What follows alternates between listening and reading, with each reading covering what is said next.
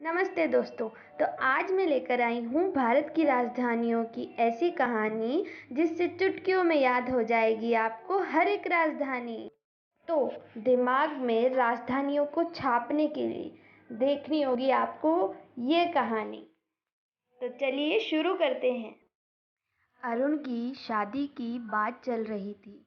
अरुण ईंटों की फैक्ट्री में काम करता था। एक बार गुजरात से गांधी जी की रिश्तेदारी से उसके लिए रिश्ता आया। पंडित जी ने राय दी कि लड़के और लड़की के 3600 गुण मिलते हैं।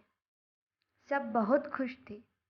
उसकी माँ भी खुशी से तेल में गाना गाते गाते पकोड़े निकाल रही थी। आखिर इस बार हैदराबादी मसालेदार पकोड़े जो तले जा रहे थे तेल में, और जैसे ही जारे के खंड से गर्मा गर्म पकोड़े निकले, माँ ने रच रच कर उन्हें प्लेट में सजाया। और मध्य में ही भोपाल का फ़ोन आया, पर बात नहीं हो पाई, शायद नेटवर्क प्रॉब्लम थी।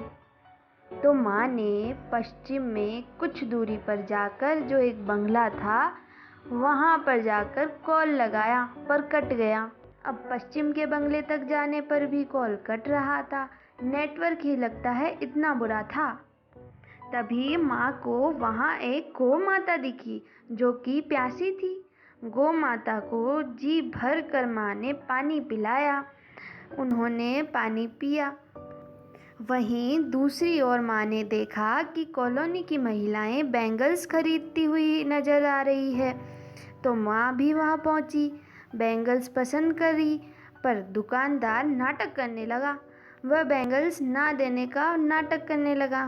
बिहारी जो था पटने वालों में से तो था नहीं। मुझे नहीं बेचनी, मैं तो ओडिशा, भुवन और ईश्वर को ही बेचूंगा। भला ये भी कोई बात थी? हाँ, वो तीनों महाराष्ट्र की मुंबई नगरी से आई हैं। बहुत पैसा है उनके पास, तुम्हारे जैसे सिक्कों में नहीं, गंगा जितनी बड़ी टोकरी में भर भर कर पैसा देंगे वो।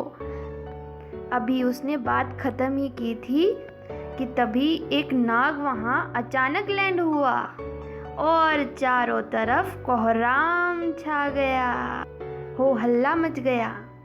तभी वहीं पास में रहने वाली मेघा ने शीला से लौंग लाने को कहा, जो कि बहुत सी अजीब बात थी।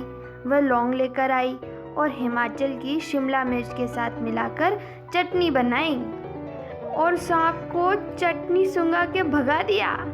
और इस असंभव काम को देखकर दसों दिशाओं में उसकी वाहवाही हुई और अब सब उसे मणिपुरी इम्फाली गुड़िया बुलाने लगे। मणिपुरी इम्फाली। और माँ को बहुत देर हो चुकी थी। माँ फटाफट से अपने घर की ओर दौड़ी। घर पहुँचने पर उसने देखा कि पड़ोसन वहाँ विराजमान थी।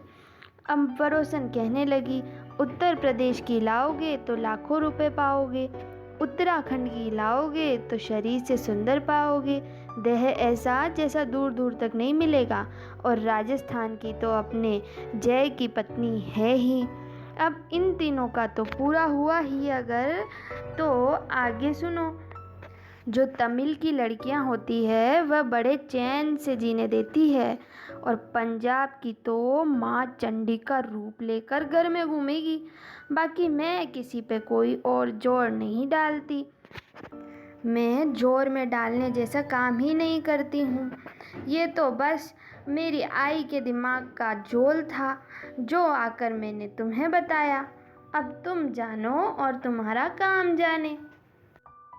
अंडमान ने निकोबार से कहा कि पोर्ट ब्लेयर चलना है और चंडीगढ़ को चंडीगढ़ ही छोड़ाएंगे, और दादर और नागर हवेली तो दमन दीव के साथ हैं। जाना तो उनको दमन है, पर दिल्ली होकर दिल्ली से निकलेंगे वो। बाकी तो सब जम्मू एंड कश्मीर से होकर श्रीनगर तक पहुंचेंगे। हाँ, लक्षद्वीप से भी बात तो हुई थी, कह रहा था कावरती तक जाऊंगा, और पुडुचेरी ने तो कहा कि यार पौंडीचेरी में ही रहूंगा। लद्दाख तो लेह के प्यार का। अगर आपने ये वीडियो 2 से 3 बार देख लिया तो मुझे नहीं लगता कि आप कभी भी भारत की राजधानियों को भुला पाओगे, क्योंकि अगर कहानी पसंद आए तो चैनल को सब्सक्राइब करना, और भी पसंद आए तो लाइक करना, और भी ज़्यादा पसंद आए तो कमेंट करना मत भूलना। तो चलिए मिलते हैं नेक्स्ट कहानी में। धन्यवाद।